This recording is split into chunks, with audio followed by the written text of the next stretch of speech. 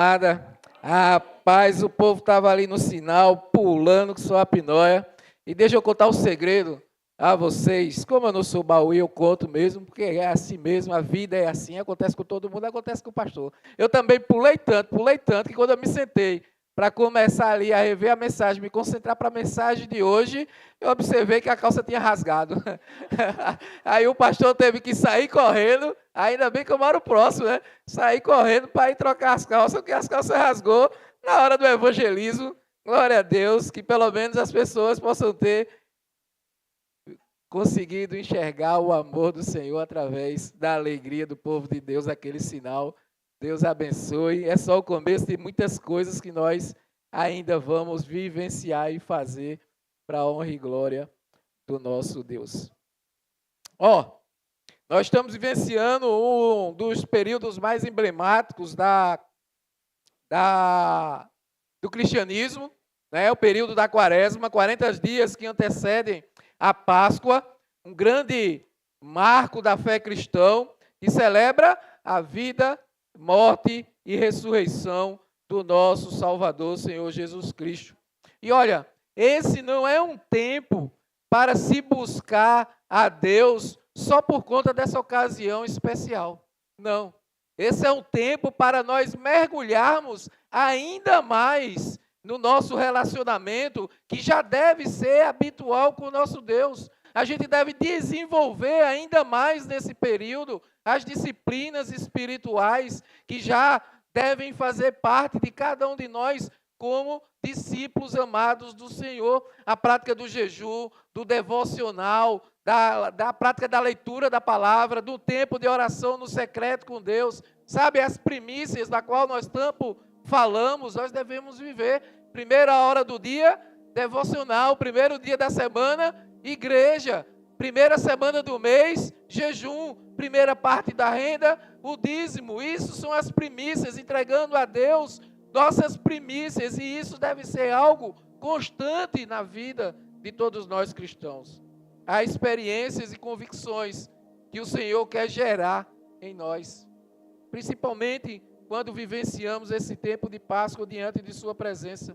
Deus sempre tem algo novo para que nós possamos desfrutar, especialmente nesse tempo. Por mais que nós vivamos na prática com o Senhor sempre tem algo a mais para nós. Nós estamos juntos nesse tempo como província anglicana no Brasil, ministrando uma série de mensagens baseada na carta do apóstolo Paulo aos Romanos, sobre o caminho da cruz até a ressurreição de Cristo. Esse é o ano profético de frutificar. E nós, claro, vamos também aproveitar a Quaresma para refletir profundamente em importantes pontos que nos traga crescimento para o reino do Senhor, para que nós possamos sim produzir frutos que permaneçam. Nessa série da Quaresma, do chão ao túmulo, nós vimos na primeira semana, semana passada, nós refletimos que não existe ressurreição sem morte, sem arrependimento, sem transformação real através de um arrependimento sincero. Antes de nós celebrarmos um túmulo vazio, nós precisamos reconhecer a nossa condição pequenina diante de Deus, abandonar a nossa autossuficiência e nos render por completo à obra do Senhor na cruz do Calvário. Deus, em sua infinita bondade e misericórdia, Ele enviou seu Filho, seu único Filho, para nos tirar, nos livrar das mentiras e das máscaras que nos corrompem e corrompem todo o nosso ser, para que todos nós pudéssemos ter vida e vida verdadeira. Aliás, o próprio Jesus, Ele falou, está registrado em João 8,32, e conhecerão a verdade, e a verdade vos libertará. Jesus é a verdade, é Ele que nós precisamos conhecer profundamente no nosso dia a dia. O tema que nós vimos foi quando a verdade nos encontra, e esse tema nos fez refletir em um Deus que é a verdade, um Deus que deseja a todo tempo estar conosco. Deus, Ele não vive conosco para nos condenar, mas sim para nos exortar, direcionar, nos salvar e nos libertar. Em Jesus, a verdade nos encontra e nela a libertação, nela a salvação.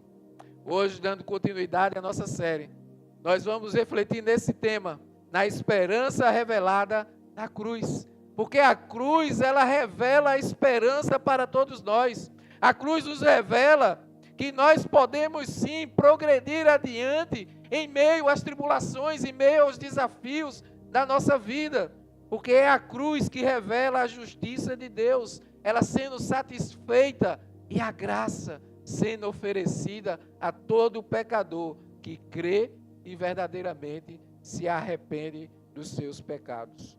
A vida na terra, meus irmãos, ela é breve, ela é curta, ela é temporal, ela é passageira.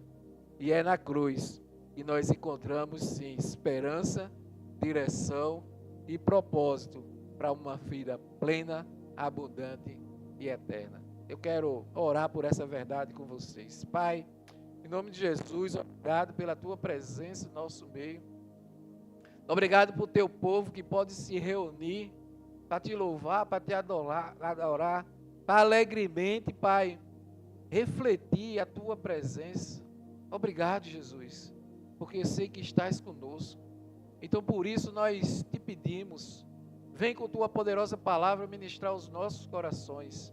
Nós queremos ainda mais nos aprofundar em ti, Senhor, e que nós possamos compreender a verdadeira esperança que vem diretamente do teu sacrifício naquela cruz por cada um de nós. Que as palavras de minha boca e o meditar no meu coração, eles sejam agradáveis na tua presença, Senhor. Tu que és a minha rocha e o meu redentor. Amém. Meus irmãos, olha, na semana passada, nós vimos que todos pecaram, todo mundo pecou, não há um justo sequer. Está lá escrito em Romanos 3,20, portanto ninguém será declarado justo diante dele, baseando-se na obediência à lei, pois é mediante a lei que nos tornamos plenamente conscientes do pecado. A lei nos mostra que todos nós somos pecadores por causa da nossa alma. Todos pecaram. A lei demonstra isso, mas ela não traz salvação. É aí que as Escrituras, ela nos mostra como ela é magistral e como ela é gloriosa. Aí olha a expressão que ela usa, mas agora, no verso 21, o verso 21 começa, mas agora manifestou uma justiça que provém de Deus, independentemente da lei, da qual testemunha a lei e os profetas. Aqui nasce a esperança, não do homem para Deus, mas a esperança que vem de Deus para o homem. Deus, ele é intencional. Foi Jesus que foi em busca dos seus discípulos. Ele chamou de um por um, onde é que eles estavam, retirando ele das funções que eles estavam fazendo e trazendo para eles propósitos para que ele pudesse cumprir aquilo que Deus tinha para eles. Isso deve nos levar a entender que há esperança e ela está em Jesus Cristo. Se todos pecaram, todos podem ser redimidos em Cristo Jesus. Só nele é que encontramos a remissão. Então eu quero refletir nessa verdade com vocês hoje, que é a esperança que a cruz ela nos traz. Nossa intenção aqui hoje é que você possa compreender tudo isso e possa sair desse lugar compreendendo e se rendendo a esse Deus de amor e de graça. Lembre-se, você não está aqui por acaso, tinha muita coisa que você poderia fazer, mas Deus trouxe você aqui hoje, o próprio Deus, para que você possa encontrar a sua presença real, que é a única que traz restauração, libertação e transformação.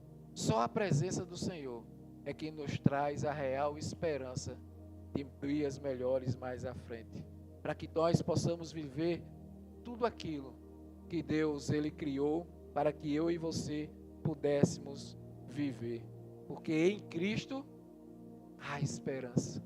E acompanhe comigo, porque há esperança, eu descanso na justiça que Deus revelou fora da lei.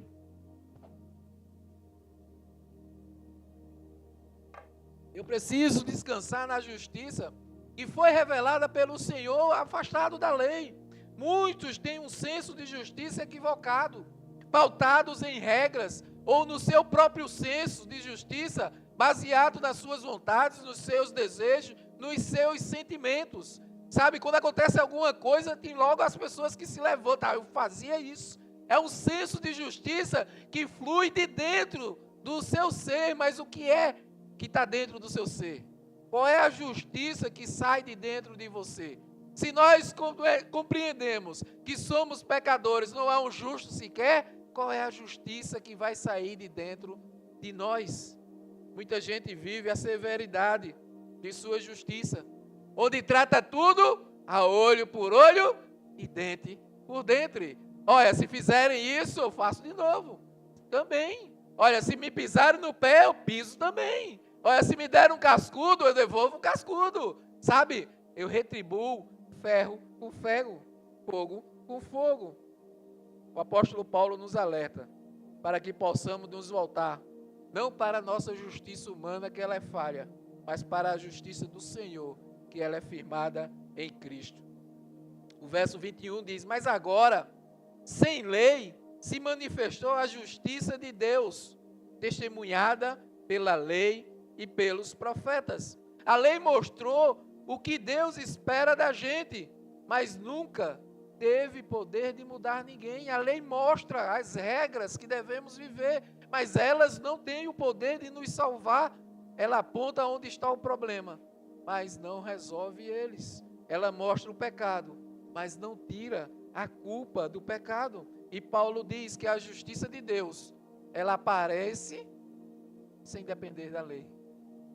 Ou seja, não é um sistema de regras criado ou trazido ali na época por Moisés que gera a salvação. Mesmo assim, essa justiça já era mencionada lá no Antigo Testamento. Não é algo novo, não é algo de última hora. É Deus cumprindo o que Ele prometeu há tempos. Então, Cristo na cruz que traz salvação é algo que já vem do coração do Senhor desde o Antigo Testamento. E aqui nós compreendemos, a minha esperança não está no meu desempenho moral ou na minha capacidade de cumprir regras. Ela está revelada na justiça que vem de Deus. O nosso Deus, Ele é justo, o nosso Deus, Ele é fiel. Ele enviou o seu único Filho para que todos nós pudéssemos ter salvação. E não há nada que eu e você possa fazer por nós mesmos para que haja salvação. Por mais dinheiro que você tenha no mundo, você não compra salvação. Por mais esforço que você faça, você não adquire salvação por você mesmo.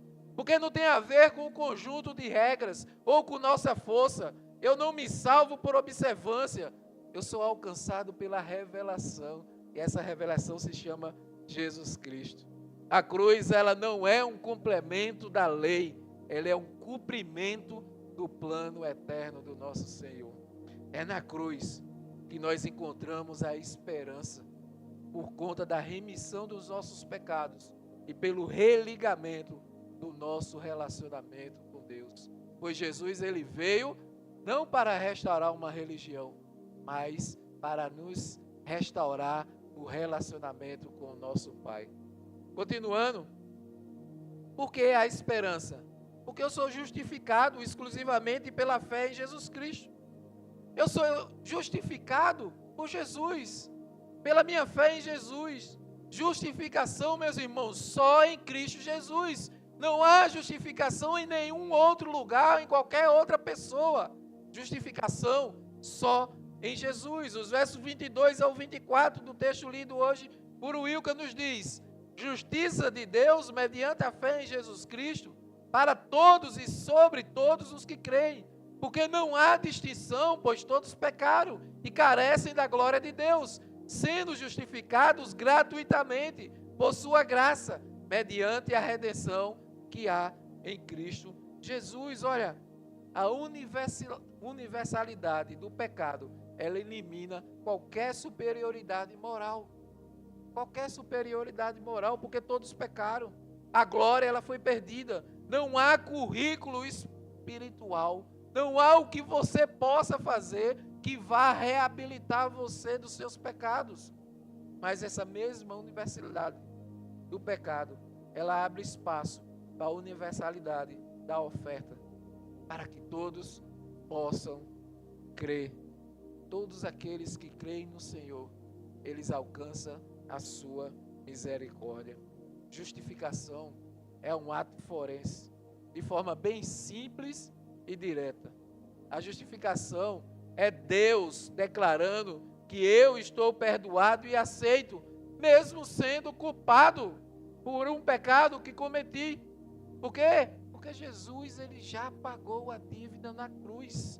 Ele já pagou. Justificação é como se eu e você, sabe? Como se nós estivéssemos no tribunal, diante de um juiz.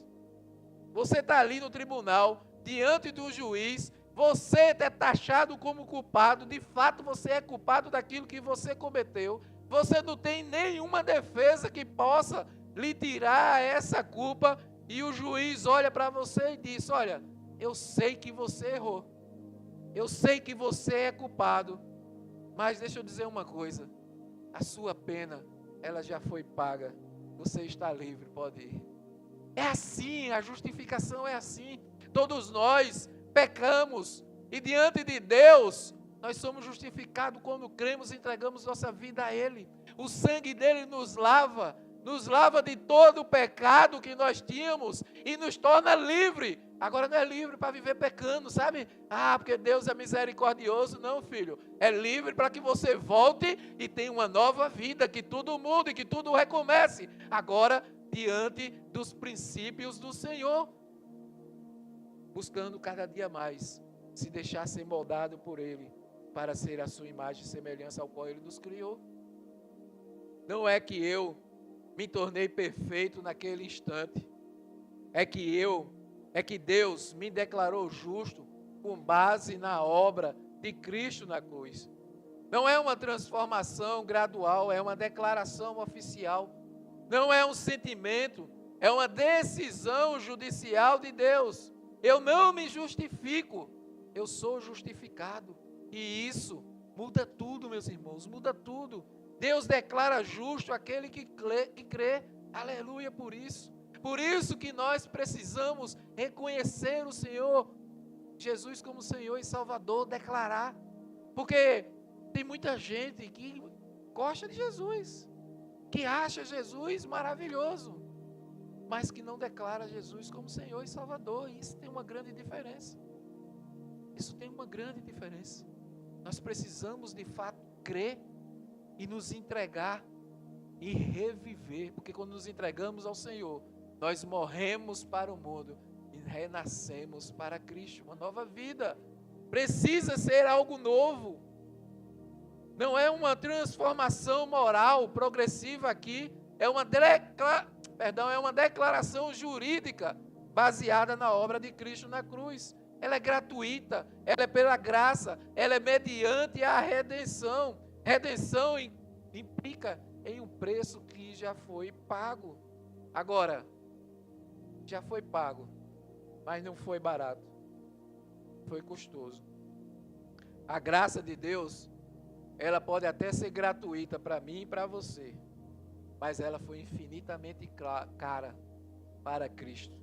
Para Ele custou o seu sangue. A morte de cruz, foi derramado o seu sangue a um custo muito caro pela minha vida e pela sua vida. Por isso nós não podemos banalizar esse tempo, nós não podemos banalizar esse amor que nos alcança, esse amor que nos restaura, esse amor que nos cura, nos liberta e nos transforma. Nós precisamos viver plenamente esse tempo, na certeza e na reflexão de tudo que Jesus fez por nós. Eu não contribuo com mérito, eu respondo a tudo isso com fé. A fé, ela não é obra que vem do mérito humano, ela é uma mão vazia que recebe, ela é simplesmente a graça de Deus sobre a nossa vida. Por fim, meus irmãos, porque há esperança, eu confio na cruz, onde a justiça foi feita e o amor foi revelado. A justiça ela foi feita e o amor ele foi revelado para todos nós. Muitos confiam em tantas coisas: poder, status, dinheiro, fama. Tem tanta gente que confia em tanta coisa, sabe? Tem tanta gente confiando na internet, né? Ah, porque eu tenho tantos seguidores. Nossa confiança deve estar em Cristo. É o único que realiza a justiça com amor.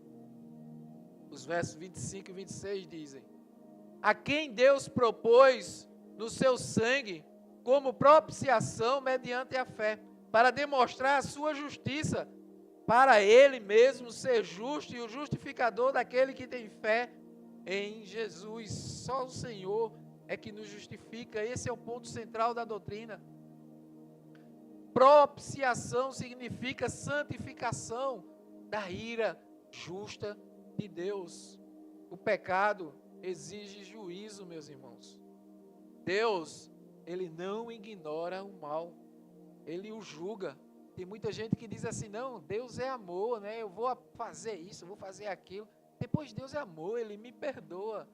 Deus, ele perdoa todo coração arrependido, sinceramente, que se coloca diante dele. Mas a conta chega e você precisa pagar a conta. As consequências, elas precisam ser pagas.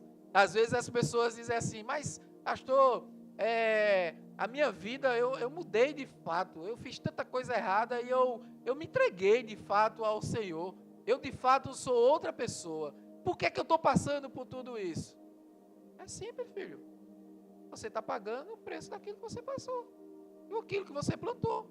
Você está colhendo aquilo que você plantou. Não é porque entregamos a nossa vida ao Senhor que as coisas vão mudar no toque de mágica, não. Tudo começa um processo na nossa vida de limpeza, de purificação, de renovo, de nova pessoa. Mas aí nesse processo eu preciso quitar e pagar por tudo aquilo que eu fiz de errado. Eu preciso de fato vivenciar tudo aquilo que foi feito. Deus é justo, Ele é amor, mas é um Deus justo. Se Deus simplesmente perdoasse sem justiça, Ele deixaria de ser justo. Mas na cruz acontece aquilo que é impossível aos homens. A justiça, ela é satisfeita e a graça é oferecida a todos nós. Cristo, Ele assume uma penalidade. O sangue não é símbolo sentimental, ela é uma linguagem sacrificial. O juízo que era meu recaiu sobre o meu Senhor. Na cruz, Deus demonstra a sua justiça. O pecado, ele é punido e demonstra o seu amor. O pecador, ele é salvo. Porque Deus, Ele nos ama, Ele não ama o pecado. Se você está lá antes de vivenciar a presença do Senhor, sabe aquilo que você vivenciava que era pecado, Deus lhe amava, mas Ele não ama o pecado. É por isso que nós precisamos com Ele morrer para renascer em uma nova vida. Ou seja, o pecado precisa ser apartado de nós, para que nós possamos renascer em uma nova vida. É isso que nós somos justificados na cruz. Pela graça do Senhor, Ele nos lava do pecado e nos redime para uma nova vida. Ele justifica todo aquele que crê. A cruz, ela resolve o dilema moral do universo. A minha esperança não está na minha reforma moral, na minha moralidade. Ela está na obra consumada do Calvário. Portanto, meus irmãos, a esperança, ela está na cruz. Se todos pecaram, onde é que está a esperança ainda? Essa é uma reflexão que eu queria que vocês fizessem mesmo. Se todos pecaram, onde é que está a minha esperança? Onde é que está a esperança? Ela não está na religião. Ela não está no esforço ético que você possa fazer. Ela não está em uma tradição simplesmente por ser cumprida. A nossa esperança real, ela está aqui, na cruz. A cruz é que nos traz a esperança. Ali a justificação ela foi satisfeita. Ali a graça foi oferecida. Ali a esperança ela nasceu. Mas a cruz é expiação substitutiva. A palavra propiciação no original, ela significa satisfação da ira justa de Deus. E nós não estamos diante de uma metáfora emocional, mas de uma linguagem jurídica e sacrificial. Na cruz, Cristo assumiu o meu lugar. Cristo assumiu o seu lugar. E não foi apenas por um exemplo de moralidade que ele fez isso. Foi uma transferência real de culpa. Na cruz ele pegou toda a nossa culpa e assimilou para ele. E o profeta Isaías, ele disse, Isaías 53, verso 5, o castigo que nos traz a paz estava sobre ele. Sobre ele, ele levou todas as iniquidades nossas. A cruz não é um acidente histórico, meus irmãos. Ele é um design eterno. A cruz, ela é eterna. Ela é eterna, ela nos traz salvação. E uma salvação eterna no Senhor. A cruz, ela satisfaz a justiça retributiva de Deus. É a cruz que nos traz essa justiça que Deus nos traz em retribuição. A justiça divina, ela é retributiva no sentido moral. O pecado, ela exige uma emoção, uma resposta proporcional. Deus, ele não reage com capricho. Ele responde com retidão. Deus, ele não é um Deus caprichoso. Ele não está aqui para fazer um capricho meu, um capricho seu. Ele está aqui para agir com retidão, justo e fiel como ele é. Paulo, aqui no texto de Romanos 3, ele diz que Deus estava mostrando o que é justo. Por que ele estava querendo mostrar? Porque ele tinha deixado passar os pecados do passado. Então fica a dúvida. Como é que Deus perdoava as pessoas no Antigo Testamento sem abrir mão da sua justiça? A resposta é como nós sempre lemos toda a palavra do Senhor. Todo o Antigo Testamento, ele aponta para a cruz. Todo o Antigo Testamento, ele aponta para Jesus Cristo. Tudo aponta para o Senhor. Tudo aponta para o plano da redenção do mundo através de Cristo Jesus. A cruz resolve a tensão histórica. O perdão não foi arbitrário, foi antecipadamente garantido pelo sacrifício de Cristo. Deus, ele não varreu o pecado para debaixo do tapete da história, não. Ele colocou sobre o Cordeiro. Ele colocou as iniquidades sobre o seu único filho, para que eu e você pudéssemos ter vida. A cruz, ela revela o amor sem comprometer a santidade. Ela revela o amor sem comprometer a santidade. O amor de Deus não é sentimentalista. Não é. O amor de Deus não é indulgente. Se Deus apenas amasse sem julgar, ele seria conveniente com o mal, porque tem muita gente maldosa que ama os seus próximos. Se apenas julgasse sem amar, não haveria esperança. Na cruz, justiça e misericórdia, elas se encontram. A justiça de Deus e a sua misericórdia, elas são encontradas na cruz do Senhor. Deus, ele permanece justo e ao mesmo tempo ele justifica. Isso é o centro da fé cristã, a justificação pelo nosso Deus. A cruz, ela não diminui a gravidade do pecado, ela apenas revela a sua seriedade. Mas também, ela revela a profundidade do amor de Deus. O amor não ignora a culpa, mas o amor, ele paga o preço. O amor pagou o preço pelo meu, pelo seu pecado. Também, meus irmãos, não abandone qualquer tentativa de autopropiciação, sabe? Tentar pagar a própria dívida. Cuidado. Deixa eu corrigir aqui, eu disse não abandone, abandone.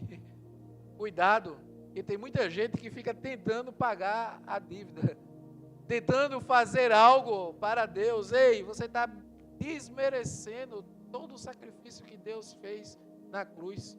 Se Cristo já satisfez a justiça divina, eu não preciso tentar me salvar por meio de desempenho. Eu não preciso pagar o preço que já foi pago. Eu não preciso sofrer para compensar uma culpa que já foi expiada. Sabe? Não tem sacrifício que você possa fazer que vai pagar o preço, que vai redimir você dos pecados. Sabe? Esse é um tempo que muita gente começa a fazer esforços religiosos. E esforços religiosos não substituem a expiação. Não substitui a expiação. No período mais próximo da Páscoa, na Semana Santa, tem pessoas que se automutilam, tem pessoas que se chicoteiam, tem pessoas que tentam imitar os passos de Cristo para buscarem uma remissão pelos seus méritos do pecado. E isso não se faz porque isso está tirando todo o sacrifício que Cristo já fez na cruz por você. Nada que você possa fazer vai pagar um preço do pecado que você tinha. Nosso preço do pecado, ele já foi pago e foi na cruz. E é nos entregue pela graça do Senhor. Esforço, ele não substitui a expiação. A cruz, ela encerra qualquer tentativa humana de autopurificação. A minha esperança não está nas penitências, ela está no sangue que já foi derramado por Cristo na cruz. Portanto, a pergunta continua ecoando. Se todos pecaram, onde é que está a esperança? Onde é que está a esperança? Ela não está no tribunal humano. Ela não está na religião. Ela está na cruz. Ali, a ira foi satisfeita. A justiça foi preservada. O amor foi demonstrado. E a graça foi concedida. Hoje, eu paro de tentar me justificar. Eu paro de negociar com Deus. Hoje eu paro de confiar na minha moralidade. Hoje eu entrego de fato ao Senhor que já fez tudo por mim na cruz. Hoje eu descanso na obra que já foi consumada por Cristo. Porque na cruz, Deus permaneceu justo e me declarou justo pela fé. Eu não preciso viver tentando pagar aquilo que já foi pago. Eu não preciso negociar méritos. Eu não preciso viver em culpa permanente por aquilo que eu fiz no passado. Hoje eu abandono todo e qualquer esforço religioso como meio de salvação. Hoje eu abandono o meu orgulho espiritual. Hoje eu abandono a minha tentativa de pagar a dívida. Por quê? Porque na cruz Deus permaneceu justo e me declarou justo pela fé. Por isso, a esperança não está em mim. A esperança, ela está na cruz. Eu quero orar com você.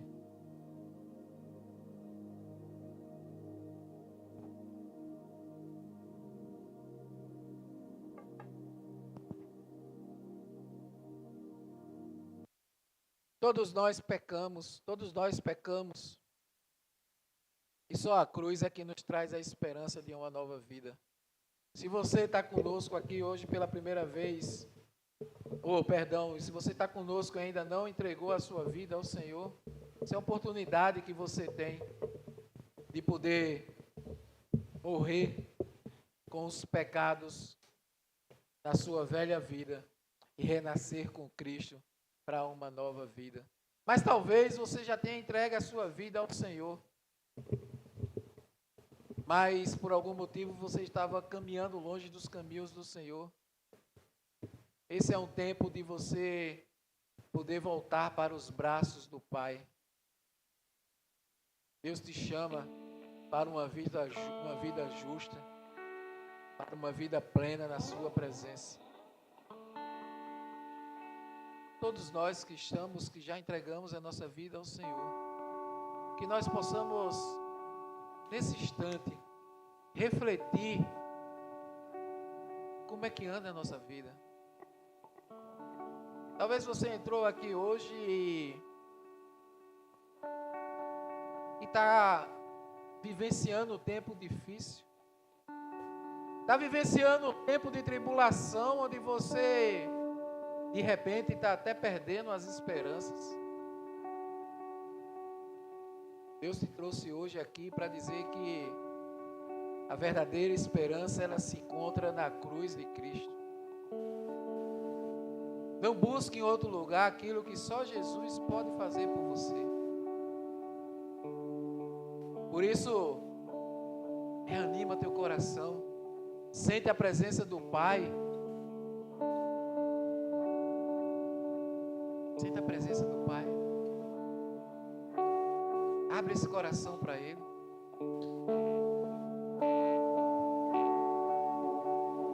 Senhor, em nome de Jesus, nós queremos, nesse instante, Senhor, te pedir perdão por todas as vezes que nós tentamos fazer algo, Senhor, por nós mesmos, para que o Senhor olhasse para nós e nos perdoasse. Ô Pai, perdão por todas as vezes que não entregamos a Ti o que deveríamos entregar e tentamos lutar e fazer as coisas do nosso próprio jeito. Perdão por todas as vezes que negligenciamos, Senhor, e tentamos por nosso mérito alcançar uma vida melhor, ou de repente até a Tua salvação, a Tua presença. Perdão, Pai, por todas as vezes que fizemos aquilo que Te desagrada. Todas as vezes que tiramos, Senhor, o sacrifício que Tu fizesse naquela cruz. Oh Pai, somos falhos, somos pecadores. E nós queremos nesse instante reconhecer a nossa pequenez diante de Ti, para que Tu mais uma vez, com Teu sangue, nos lave, Senhor, nos redima, nos purifique e nos faça novo de novo, Senhor. Renova-nos, Pai. Fortalece-nos, Senhor. Nós queremos viver como Tu nos criaste para ser filhos amados, filhos que têm uma vida plena e abundante, mas não a abundância do mundo, mas a abundância da Tua presença, porque a Tua presença nos basta. Todas as outras coisas são acrescentadas quando estamos firmes em Ti. Nós não queremos, Senhor, tirar o sacrifício que Tu já fizesse naquela cruz, mas pelo contrário, nós queremos Te enaltecer, porque a Tua bondade, ela nos invade todos os dias, a Tua misericórdia nos renova todos os dias. Por mais que nós somos falhos, Tu nos ama, e todos os dias Tu nos molda para sermos melhores e cada dia mais ser parecidos contigo. É isso que pedimos. Continua nos moldando, transformando o nosso caráter cada dia mais parecido com os Teus, porque Tu nos criaste a Tua imagem e semelhança e nós queremos viver isso. Por isso, mais uma vez, nos rendemos à Tua presença, Senhor. A Tua presença nos basta. A Tua presença nos traz a esperança que nós enxergamos na cruz do Calvário, no Teu sacrifício por cada um de nós. Obrigado, Senhor. Obrigado pela Tua bondade que nos invade. obrigado pela tua justiça. Obrigado por nos trazer vida plena, abundante e eterna.